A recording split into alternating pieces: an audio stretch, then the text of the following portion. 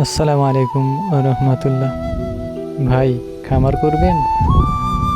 খামার করা একটা নেশা। যাই হোক, খামার করতে হলে অনেক ধৈর্যের একটা ব্যাপার আছে। খামার তো করেছি ইনশাল্লাহ, কিন্তু ধৈর্য অনেক দিন ধরতে হবে। দুই একদিনের কাজ না ভাই।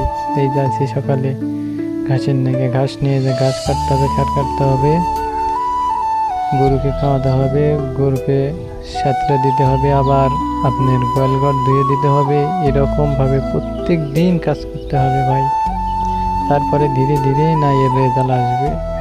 তবে আশা আছে ইনশাআল্লাহ, আল্লাহ যদি দয়া করে আমার একদিন হবে। এখন আছি চড়ার ভিতরে ঘাস কাটতে। মাশাআল্লাহ, ঘাসটা আমাদের খুব সুন্দর হয়েছে। যেহেতু এখন গরমকাল, ঘাস আদতে গরমকালে ভালো হয়। আর আমি ভ্যান নিয়ে আইছি, এই যে ঘাস কাটা হয়ে গেছে। এখন ঘাসগুলো ভ্যানে তুলে নিয়ে চলে যাব, খেয়ার ঘাস কাটতে হবে।